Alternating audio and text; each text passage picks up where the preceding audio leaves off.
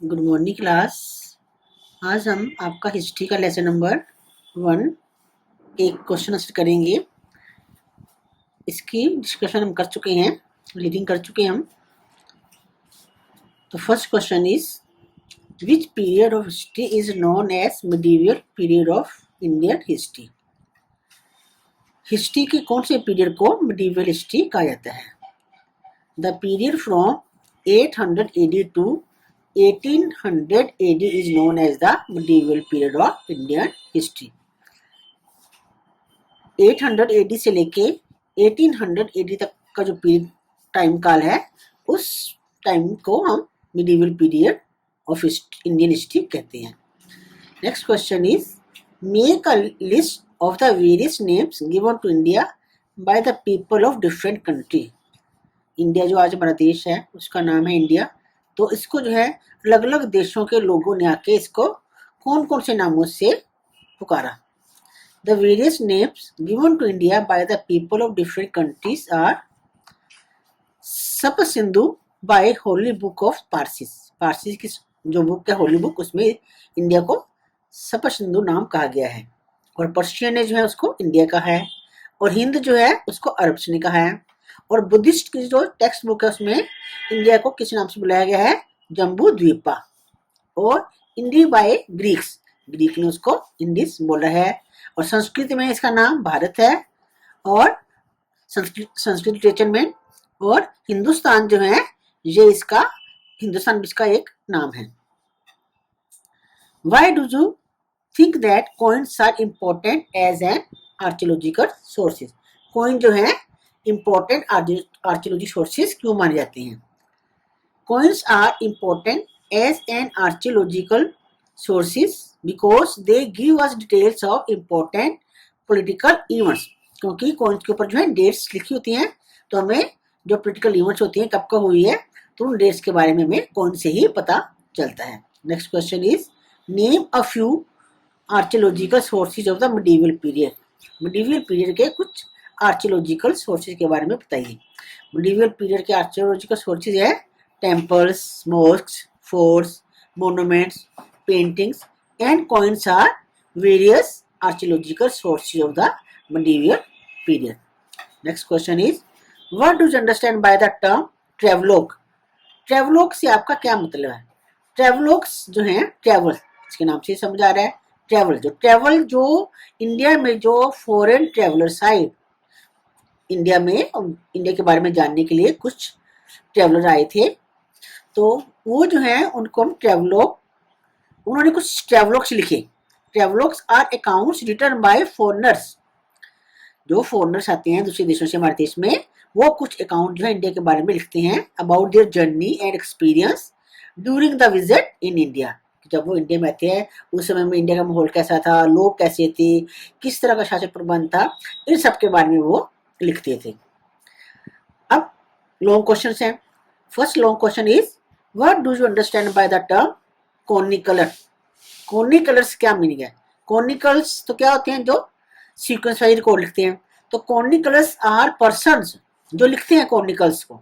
कॉर्निकलर्स are person who wrote in detail, जो detail में लिखते हैं about the rule of king, king के रूल के बारे में, life of the court and what happen during their reign, उनके राज्यकाल में क्या क्या हुआ, उन सब के बारे में जो है जो लिखते हैं किंग के बारे में, उस पर्सन को हम क्या बोलते हैं? Chroniclers. Which major development took place during the medieval period? Medieval period में कौन कौन सी डेवलपमेंट्स हुई? Major development that took place during the medieval period are first जो है the 13th century was the beginning of the rule of the Turkish and Afghan rulers. 13th century में जो है टर्किश और अफगान का रूलर था India में। In the 16th century the Mughal dynasty replaced the Sultan of Delhi. 16th century में जो है मुगलों ने रूल किया इंडिया के ऊपर। The Mughal rulers built a vast empire. जो मुगल रूलर्स थे उन्होंने बहुत बड़े किंगडम की, बहुत बड़े एम्पायर की स्थापना रखी। The Mughal dynasty provided political stability to the country. Mughal dynasty के कारण क्या हुआ? उससे जो है देश में एक राजनीतिक स्थिरता आई। उन्होंने पूरे काफी सारे रीजन्स को अपने अंडर कर लिया था, अलग अलग रूल नहीं थे। This led to an increase in trade, जिसकी वजह से क्या हुआ, व्यापार में भी बढ़ोतरी हुई थी। Next question is why are paintings and inscription important for the study of medieval period.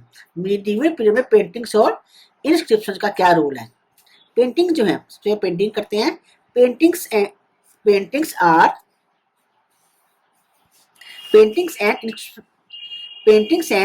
inscriptions are important for the study of medieval period because they illustrate the artistic progress of the time.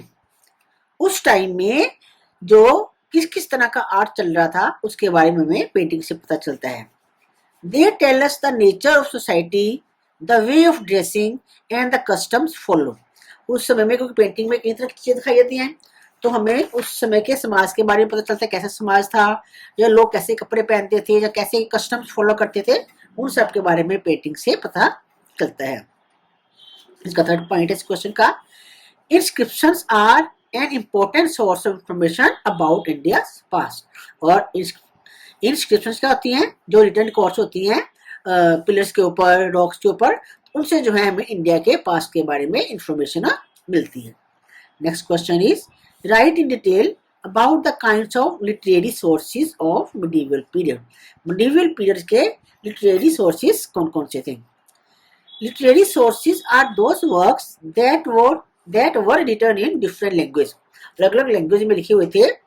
Literary sources में क्या क्या आता है। Literary sources include chronicles of court historians, biographies, autobiographies, फरमान्स and correspondence of kings and other court records।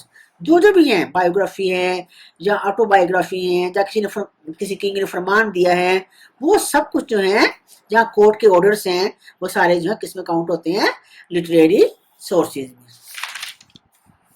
Next question is Which archaeological sources tell us about the history of medieval period? Medieval period के archaeological sources कौन से हैं? Archaeological sources include temples, mosques, forts, tombs, coins, inscriptions, monuments and painting। ये सारे archaeological sources हैं। Archaeologists जो है वो एक्सकवेट करके इन चीज़ों को निकालते हैं, फिर उनसे वो पता हिस्ट्री के बारे में नॉलेज गेन बताते हैं। They give us an idea of the political, social and economic history of that time। और ये जो चीजें ऊपर सारी हैं, ये हमें उस टाइम की हिस्ट्री के बारे में, पॉलिटिकल, सोशल और इकोनॉमिक हिस्ट्री के बारे में बताते हैं।